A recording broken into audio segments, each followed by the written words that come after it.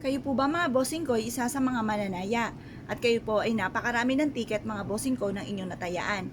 Alam niyo po ba mga bossing ko para po tayo ay higit na swertihin kung kayo ay mananaya or negosyante mga bossing, pero ang unahin po muna natin ito sa pagtaya-taya. Lalo na kayo ay isa sa mga napakahilig tumaya.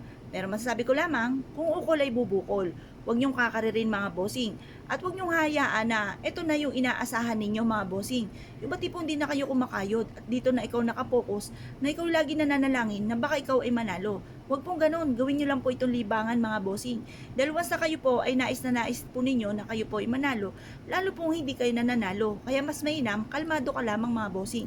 At ito po ay gawin niyo lamang libangan. Ang pinaka-importante, kayo po ay may trabaho. At ito po, kapag naibigan niyo lamang, sa kanyo po ito gagawin mga bossing. May tuturo po ako sa inyo po mga bossing na isa sa mga sikreto.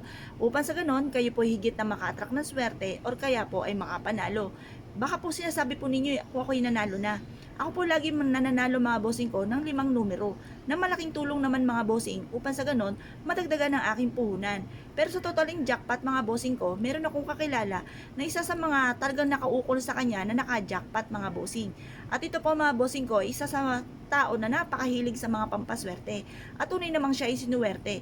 Pero masasabi ko lamang, kahit sinabi mong 5 numero lamang, abay, swerte na rin po yan. Kasi padagdag din po yan ng puhunan. Ngayon po mga bossing, ang gawin nyo po ay ganito. Kunin nyo po yung mga ticket ninyo na inaalagaan. Ito po ay gagamitin nyo lang yung mga lumang ticket na hindi naman nakatama. O 3 numero lamang po ang nakuha. Ako po minsan mga bossing, dahil sa ako ay busy, kahit nakakatatlo o 4 ako, hindi ko ito nakiklaim mga bossing. Dahil nga po kawikaan ko po, gusto ko ay 5 or kaya po ay jackpot kasi may halaga na po yun. Kumbaga pag minsan pong 4 ay parang 1,000 lamang po ito mga bossing. Ngayon, pinagsasabay-sabay ko na po itong i-claim. Pero madalas ko pong ginagawa, hindi ko na po ito napagpapalitan kung ito'y palit ticket. At ito po mga bossing ko, pinapalitan ko at nag-aano po ko ng effort kapag po ito ay nakalima ng numero mga bossing.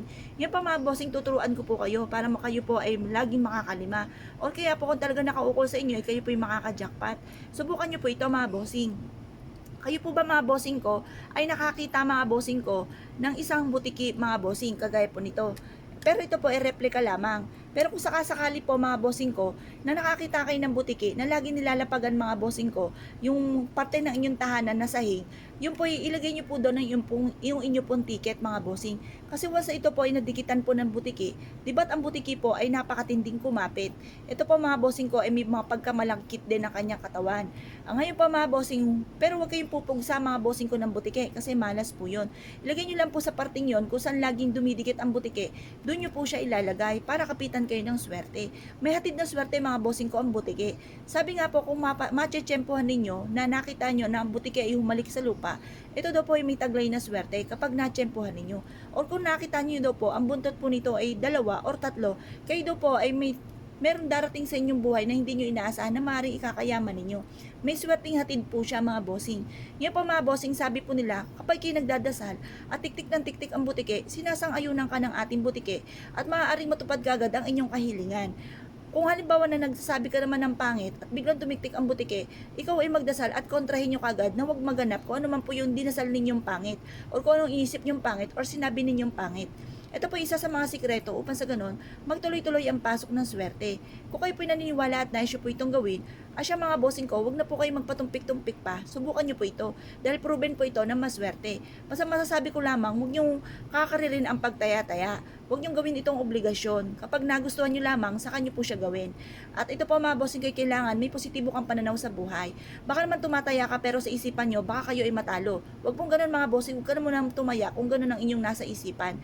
Kailangan nasa isipan nyo, panay mga magaganda at huwag kayong mag-isip ng pangit. Subukan nyo po ito, proven po ito na maswerte. At good luck po sa inyo po lahat mga bossing.